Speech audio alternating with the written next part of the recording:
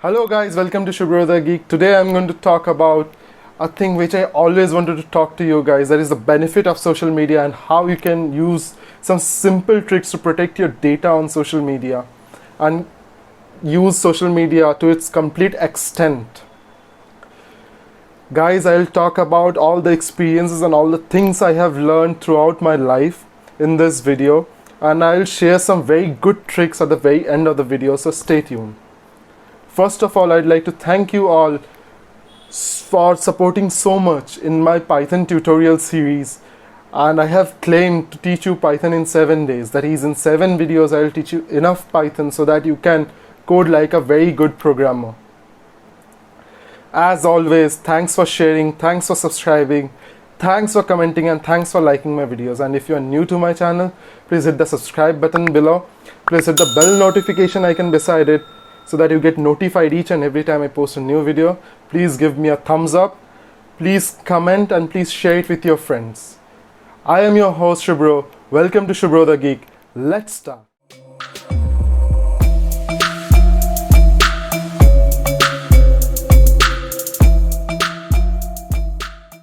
So guys, today we are in the age of digitization where most of the data which we have are either in the digital form on social medias or in digital form stored in some clouds.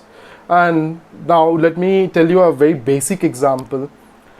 Previously, when someone from one part of the world used to send some pictures, say for example, to a person in another part of the world, what they would do, they would take the picture, they would print it out, they would put it in an envelope and send it via the postal mail service, and it would take months to reach the other person. Similarly, they couldn't share it with multiple people with a single post. And now this problem was a huge problem, and those took months, not days, months to reach. Say for example, one person in US wants to send some data in India, and it took months, and it only shared with a certain person. So social media has jumped over there and has made our life completely easier. Today, social media sites like Facebook, Twitter, Instagram, YouTube has helped us a lot. Previously, sending a video clip was very much complex, and now it is very much easy. Now, the same example, a person in US wants to send a photograph to a person in India, and all his friends throughout the world, some in Europe, some in Australia, some in South America, some in Africa. So how does he do it? He takes the photograph and posts it on a social media site where all of his friends are there. And in doing so, he can directly share with all the friends from a single place and not having to spend a lot. And also the previous step which I told, like in previous times what happened, the postal services for those things used to cost a huge amount of money and huge sum of money, and that has completely now become free with some expense of internet, which I think is much less compared to which we used to have for sending the data from one country to another. So videos now, I can speak to all of my 189 subscribers as of today very easily through a video which I generally post on YouTube. So that's the power of social media. And social media has not only made the life of individuals easy, but also has made the life of individuals much more connected to other individuals. Like, say for example, you are on social media and you want to connect with the people, you stay in a remote place of India and you want to connect with someone who stays in a place in USA, and you can do that very easily by sending them a friend request and connecting with them.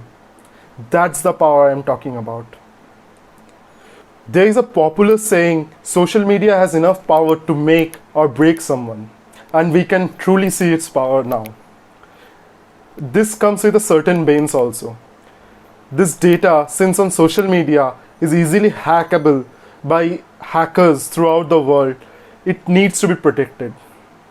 Take this example, we all have bank accounts and we are issued with an ATM card, and that ATM card can be used to withdraw money or to check the account details of the bank. And that can be done by using a personal identification number, which is called a PIN number, which should not be shared with anyone and should be kept with yourself. It is similar to a lock which you place at a home, at the door of home while you leave the home, so that no one tampers with anything which is inside your home. So you use a key to lock that lock, and you use the key to open that lock, and you should not share the key as you don't share the PIN. It is analogous to a social media account where you have an account and a password, and the password should be created. I will tell you just now how to create the one of the most secured passwords. So a password should be created so that you only can log in and log out of that account, and no one else can do so. And to create a password, please use an uppercase character, a lowercase character, a number, and a special character, and a mixture of those, at least for 8 characters. That's a minimum industry requirement for nowadays. So why I am telling you to use this? See, we have 26 alphabets. If we take it in both the cases, uppercase and lowercase, that is capital and small. So capital we have 26 and small we have 26. So that gives us 52 characters, my friend. And then we have 10 numbers, that's 52 plus 10, that's 62 characters we have now, and 194 special characters. So we have a total of 256 characters. So if we create a password for 8 characters, each and every place has a possibility of 256 characters. And that would take a person with brute force method to break that password. For near about, it would take them 2 to the power 128 years, 256, 2 to the power 256 years. You can understand that's quite impossible.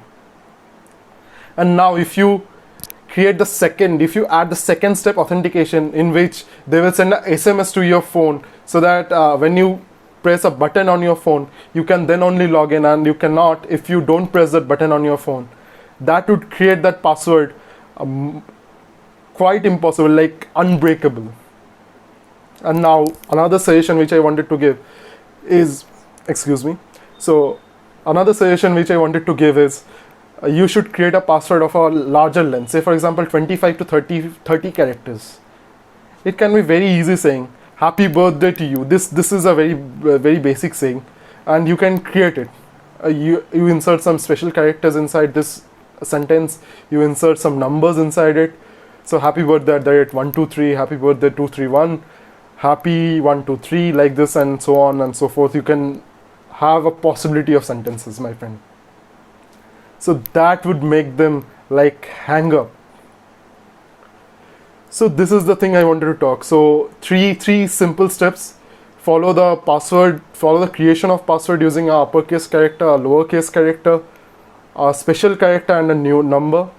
It must be at least more than 8, go for 25 to 30 characters. And then the last thing is 2-step authentication. Please do that. Also, let me tell you a very good story about social media, which is a real life example which I faced. My grandmother used to have a keypad phone.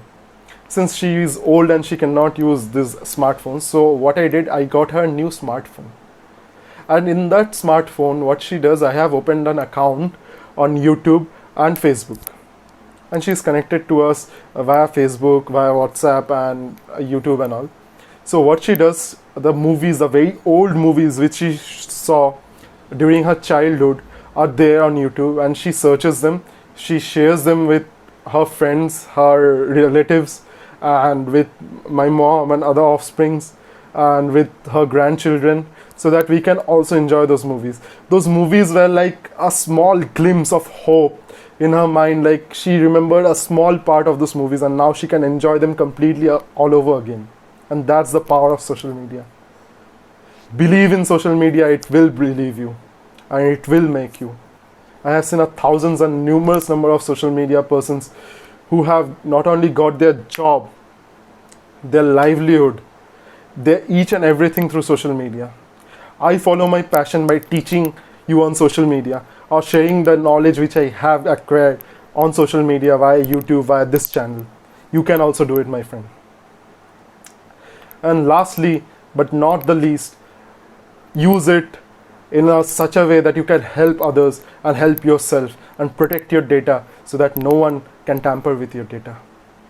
I think I was able to clear each and every minute details which I wanted to talk to you about social media and how you can protect them using these 3 simple tips. It has been a wonderful journey, and thank you again for supporting me in Python series, and please do so. I'll be linking that playlist over here in this video at the very end. And as always, thank you for subscribing, thank you for commenting, thank you for liking. And if you have any queries, any issues, please do comment. I love to read your comments. I will reply to each and every one of your comments. And if you want to talk to me personally, I have given the links of my social media account, my Facebook account, my Twitter account, my Instagram account in the links below. Please follow me over there. Please ask your questions. I will reply to each and every one of you. That was all. Thank you. Thank you again. This was me, Subhra, and you were watching Subhra the Geek. Bye bye.